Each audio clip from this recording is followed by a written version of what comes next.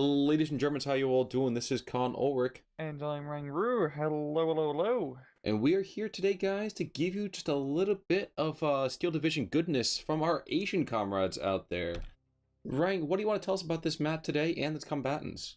Well, we are on Carpiquet Duelist, and on the left-hand side in blue, playing as the 1st Polish Armor Division, we have ku2521.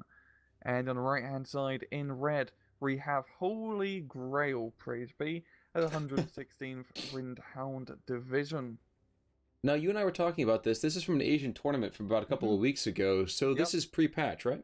Yeah, this match is pre-patch, and to quickly sum over the patch real fast, stuff's more deadly at close quarters, and you can actually fix when you get bailed out and your tracks get shot out, etc. But there's no real major individual division changes, so this wouldn't be too much of a difference. Fortunately, Khan, you can't put AT guns inside of buildings in the new patch, which I think that's a good thing. I say to me, that's the praise be. Yeah, that's the praise be.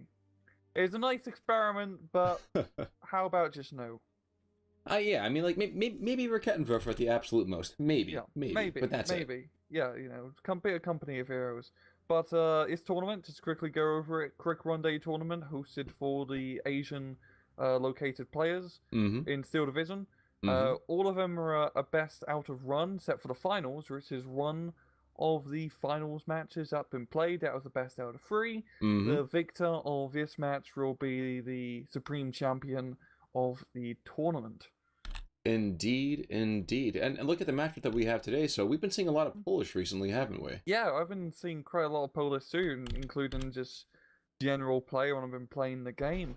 They're a pretty decent division. They got really strong A phase. They got lovely tank selection. The Saxons are real kick-ass artillery piece, and you know, infantry is okay, but you know, you kind of got some dragoonies which do have Piats, and if you get enough Piats, they can eventually hit something. Here's the question though. So on this kind of map like here, so Carpiquet Duelist, of course, you can see massive open spaces as we get underway here. Looks like the Germans are going to be a little bit more aggressive. Yep. But do the Poles suffer a little bit when it's more open ground? Against that mortar, yes, because they can't really get any 1.2 kilometer anti-tank weaponry during A phase. Not to a B run, they can get an Achilles or Firefly or something along those lines to try and deal with that mortar. So yeah, it's going to hinder them quite a bit. So maybe some smoke tactics or trying to get close enough to the mortar in that 1 kilometer range to knock it out. Seems about right, and you're absolutely right to try to get close enough to knock that thing out, but we only seem to have those 2 stewards, and does he really want to sacrifice the command range early on? Is the question, I suppose. Oof, probably not. I mean, those stewards in open ground, is including that as Panzer IIIs as well, or Panzer III on the southern flank. That's going to be not the best engagement, especially considering that Panzer III is a 2-star veteran unit. That's absolutely true. And actually, let's go into the infantry real quick. So, of course, the 116th has itself a fair bit of veterancy on the field already. Facing off against the Polish is not going to mean more of an issue? Honestly, I'd really give the infantry advantage to 116th in this matchup on this map, just because it's so open. The MG42s from the Panzer Grenadiers and the weapon squad itself are really going to tear apart a new run against those Strelchkis and Dragoonies, which only have a single Piat. And also the half-track support too. That's going to be just a lot of machine gun firepower on the field for the Germans. That is true, although we are going to see that 251 to the north is practically giving himself up for just a nice, juicy target here. So I don't know if we're going to see too much out of that particular play to the north. Yeah, I think he's just trying to get it into that L-shaped cover for now, and it gets blown up. Exactly. Yeah. So, tried and failed, unfortunately. Yeah. And it's a very weak flank for Holy Grail up north. Only at 1 Panzer Grenadier, and with the Stuart, and the Panzer Grenadier in an open field, of all things, that's not gonna be good. I mean, he's pretty much devoted everything down south, and he really needs to try to make some attack happen quite fast down south to try to take advantage of the points. Now, he does also bring in another machine gun up to the north. You see another half-track moving in there. But there is that Sexton immediately, that Phase A Sexton that causes players like you so much trouble now, isn't it? Yep, it's a really good A-phase artillery unit because you don't have to reload it because it has 90 shots. And what are you going to do? Counter battery a Sexton? It's got 4 armor. Well, didn't you tell me you were trying to do that recently in a 352nd game of yours? Yeah, and the problem with that against 352nd is you don't have any long-range RT till C-phase. And even then, they don't have enough HE to effectively kill them. Really, the best way to counter a section of artillery is a Hummel. And those are expensive and take a long time to get. Well, at least it always teaches you what do you do if you don't know the words, you Hummel. And we're going to see another Martyr 2, Martyr 3, wow, excuse me. Being brought up to the north, or a second Martyr being brought up to the north. He's going to need to try to shore up that northern flank, because ku is moving in quite fast. And with a lot of material. Of course, he's going to keep that Stuart way out of range. Yes, go ahead, I'm sorry. I do like Pan's Grenadier, even though it seems like it's in an open field, it is being covered by that bunker. And he isn't putting it in the bunker, because when it gets exposed, it's just going to get lit up. But keeping it behind is its best chance of keeping that Panzer Grenadier squad alive. So that's a good play. I like that a lot. Now, how do you feel about the Martyr positioning to the south? Or actually the Panther 3 as well. So how do you feel the AFVs for the Germans right now? He's very, very defensive down south where he really needs to be attacking. I understand why, because there could be, and there is, a 6-pounder nearby. But you need to get some recon down south, maybe a Panzer Grenadier squad to help clear the Ray, and then start attacking with this armor, because it's nice having a Mortar 3, a Panzer 3, and a 250/8, but if they're not shooting anything, then what's the point? Indeed. And I think that Sexton's going to start to barrage. Yep, it's barraging that Mortar 3, even as the Pigren to the north plays his own version of Saving Private Ryan. And Sexton's going to give that Mortar a hell of a time, because the Mortar is a rather lightly armored open-top vehicle. And when it's stressed out, it's effectively useless. True, and it gets stressed out rather quickly now, doesn't it? Martyr 3 to the north is trying to put some HE fire out on the infantry attacking its beleaguered Panzergrens. And we are going to see that ku's actually going to fall back in the face of that, not wanting to engage against that. And it's really hard to disagree there. Yeah, we got 2 Hurricanes out of that here for ku. Interceptor runs, and I'm guessing he's just using them to strafe the Panzer Grenadier. Well, he's going to get a quick surrender if he does. There we go. Damn. There we go. So nifty idea, actually. I was not expecting that. That's a pretty good idea, too, because those Hurricanes are only like 110 points, I believe, Khan. That's pretty affordable. Well, and frankly, with a 20 mil cannons, they still are fairly effective at both, lighter armored vehicles, which the 116th does have a plethora of. Yeah. As well as just suppressing that infantry, so it's a nice dual purpose. And also, 116th doesn't really have that top-tier AA game, especially in A-phase. So exactly. You can just strafe those Mortar 3s and Panzer Grenadiers extremely easy, and those are the real important units that you have to try and counter. It does look like he's pissed off, Holy Grail's troops to the north, though. Now we see MG, for some reason, going over open ground, but as well as a couple of Gepards coming on in, so that pathetic AA game you were talking about is coming in. I mean, it's better than having nothing, at least. True. But, yeah. True. Yeah. I always forget it's a 20 mil cannon on there. I always think it's going to be bigger. I know, you think on a vehicle it puts all that armor and whatnot would be, something a bit more, but nah, just a small 20mm. What is that? Is it like a mortar in it? The chassis? Yeah, it's like a. It's essentially like a oh my gosh, what's the half track to the south? It's essentially like a 250. So yeah, it's your basic half track. And just mount a gun in the back. Yeah, those Germans, they'll stick a gun on anything that has reels. Well, especially at this point. They had to. Look at 21st Panzer Division. P3 has gone down to the north, and for an exchange of only getting that universal carrier. Yeah. And actually, I like this. ku is tactically redeploying that AT gun. You just barely ever see play like that actually happening. Wow. Damn, you're right. Actually using a half track to move an anti-tank gun. You are right with that, Con. I hardly see it happen. And honestly, that is a smart move. off the top of my head, I can't even think about how to attach that back to the half track. Pathetically enough.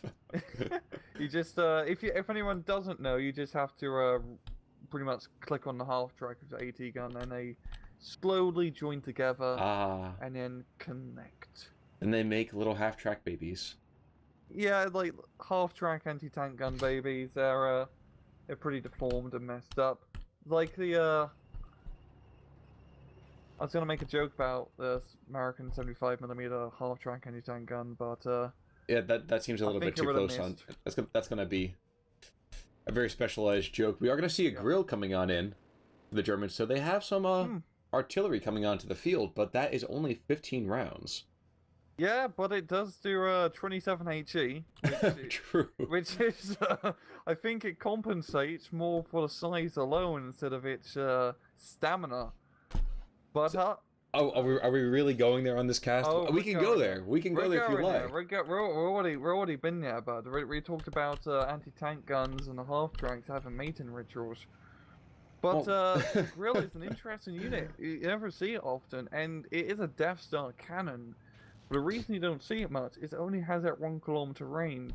That's not terrible, but considering it only has 4 armor, it does make it very susceptible to pretty much any enemy tanks or anti-tank guns. You know, I take a little bit of offense to that, as we see actually looking up to the north. Oh, wow, it's a pain train down to the south. 3 Hurricanes diving on in, all of them looking to take out that Martyr, and should be able to, actually.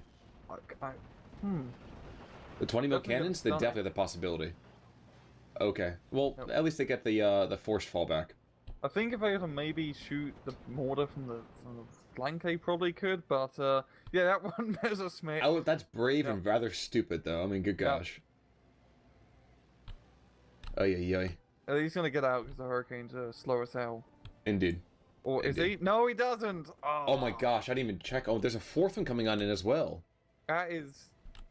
I mean, it's a good play for 1v1, as those Hurricanes, as you can see, are very effective multi-role, as we've got a Polish fighter ring just dominating the field now like it's Battle of Britain.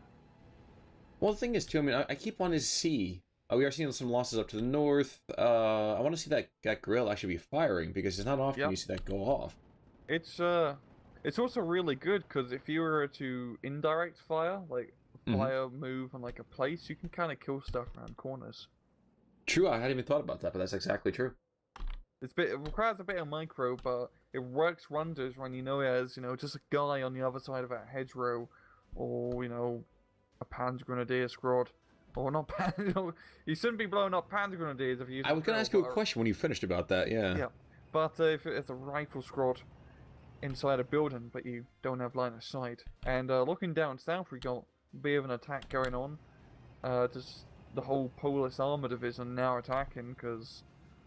Not much there to stop him. That 250's gone. That P3 is panicking as he deserves to.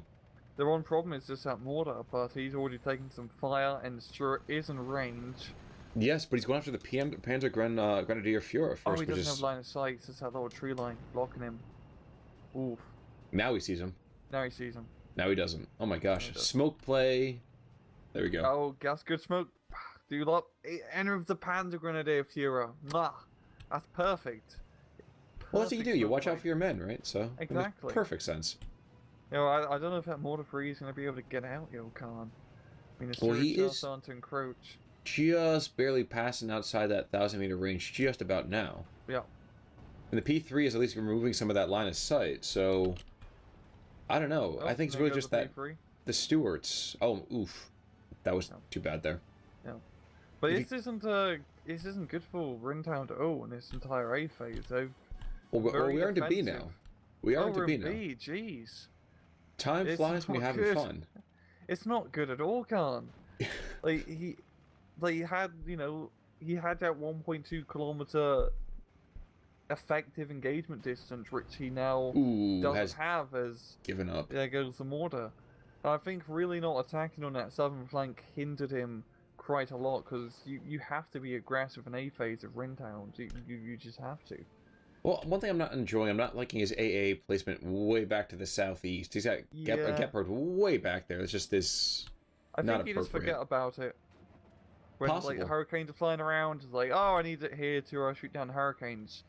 But you know, it's a good time to maybe move up to the front line, bud. You can't stay as reserve troop forever. True. Yeah. True. Got And a new part in this role. I would say, shockingly enough, despite all this Polish material on the field, the Germans are still holding a territorial advantage. Yeah, it's really just a half-track penetration across the open ground on the airfield, which is gaining them the points for now, but it's not really a strong defensible location, especially when there's a Firefly in the northern flank. True. True, but that Firefly I don't think is looking too far to the south, and I think for a few more seconds... Oh no, another one's coming on in. That's, there's going to be some dead half-tracks. Yeah, that's going to be... Dead-a-rooney. And that's what I mean, the Polish now, they can just kind of do their tank spam. With the Firefly, with the Wolverines, they got... Well, you could get Cromwell 6 is an A phase already, but now he's starting to get him because he has proper anti-tank capabilities. And yeah, I mean, just looking at Windhund, they have the Panzer, which is pretty nice, and the Mortar 3 up north, is probably going to die due to our Firefly. So the armor game isn't going to be on point for Windhund. Yep. Man, that accuracy of that gun, I never give that thing enough credit. The Firefly? Yeah. Yeah, I mean, same with Michael Rittman. 6 accuracy, you think it's going to do a lot less... Well, as silly as it sounds, you expect it to be a lot less accurate.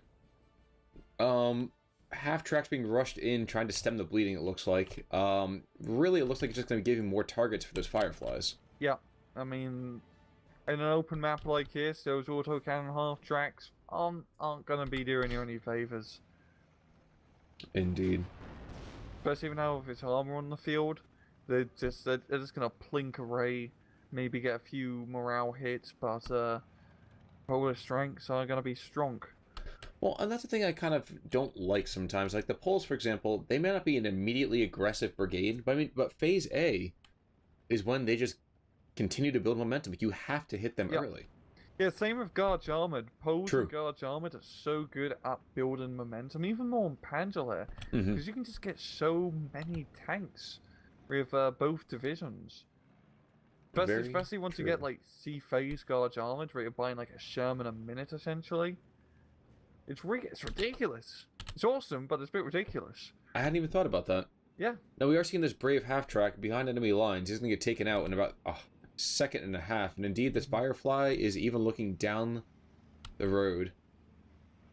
Oh, never mind, he's moving away. Yeah. Also just thinking, this wasn't really a good map to bring out Windhund on, because Windhund, even though they do have Mortar 3s and A-Phase, they do much better and more like mid-close range engagements where the Panzer 3s can do some maneuver warfare, and where they can kind of use a half-track spam, like those 2-star transport half-tracks, to do a lot of damage. Speaking of a lot of damage, look in the air. Oh my god. That's